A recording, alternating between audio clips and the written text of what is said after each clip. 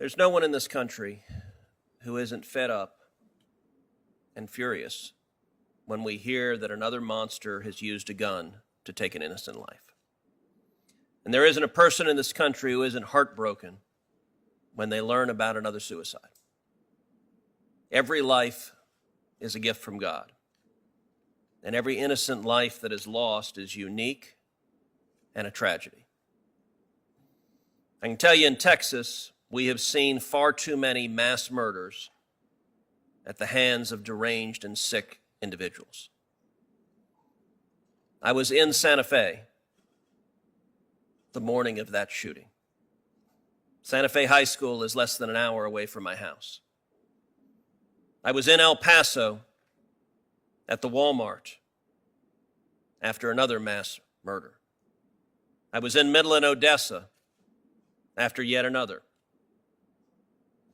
I was in Dallas, where 5 police officers were murdered by a deranged radical.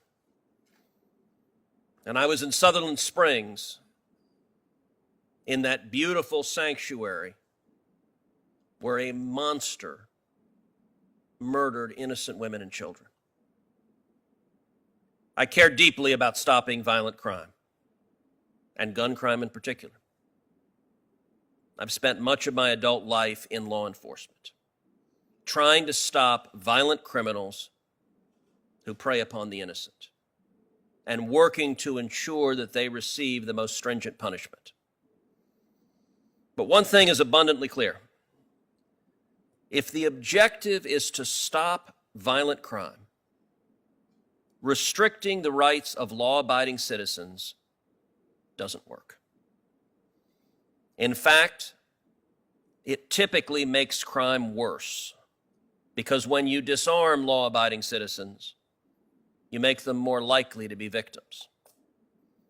2 years ago, when we had a hearing on red flag laws in the full committee, I said at the time that those laws could potentially be part of the solution set at the state level. And I still believe that. The states are laboratories of democracy. They are the proper place to debate the substance of red flag laws.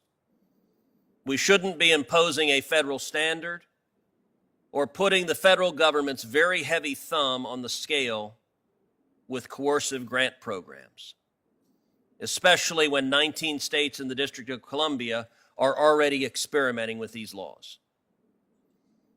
But I also said, and continue to believe, that even at the state level, laws must be narrowly targeted to those who pose an extreme risk while simultaneously giving full force to the fundamental rights of all law-abiding Americans.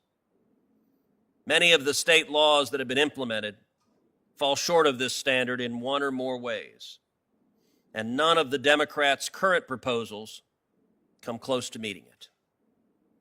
Rather than taking a measured and respectful approach, radical gun control advocates see red flag laws as a way to open the door to comprehensive gun control.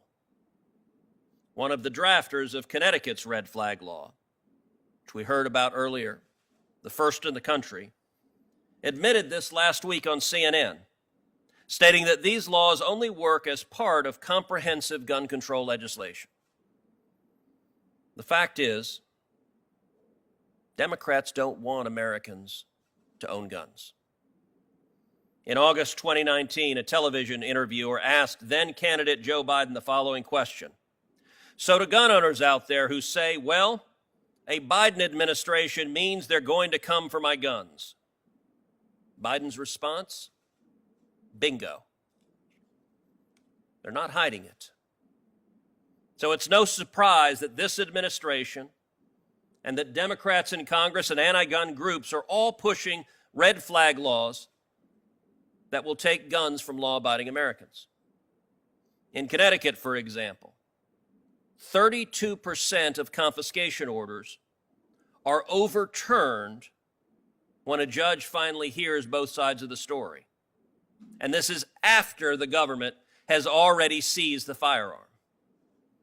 This means that 1 out of every 3 people who has his or her firearm seized by the government under Connecticut's red flag law is an innocent, law-abiding citizen. That is an unacceptable rate of protecting constitutional rights. One reason that the error rate is so high is that most of these laws don't even purport to satisfy due process.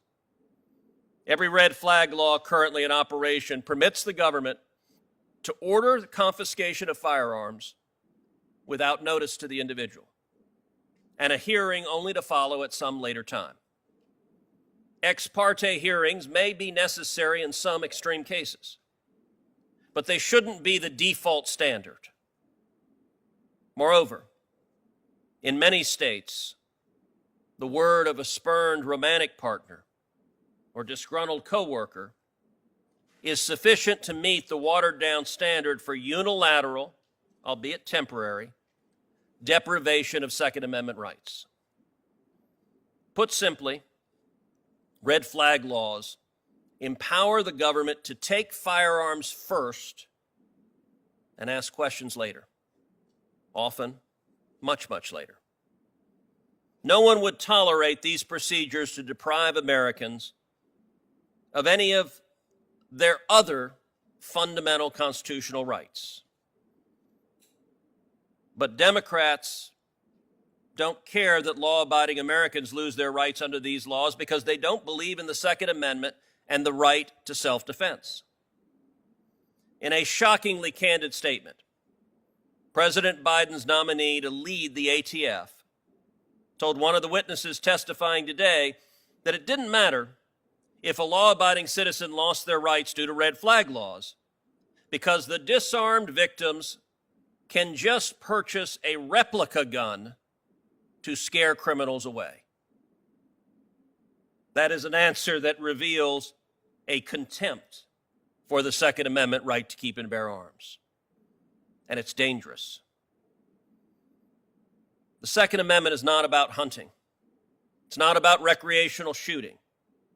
It is about the fundamental right to protect our lives, to protect our homes, to protect our families. It's about the right we have if somebody comes into our home at night seeking to harm our children, to defend our children and to defend our lives. The red flag laws being pushed by Democrats and gun control activists are designed to deprive Americans of that fundamental right. And for what? As one of today's witnesses wrote in 2020 after reviewing all of the available literature, quote, no research has found any statistical reduction in crime, including mass shooting fatalities, from confiscation laws, and studies about suicide reduction show mixed results. That's what the data show.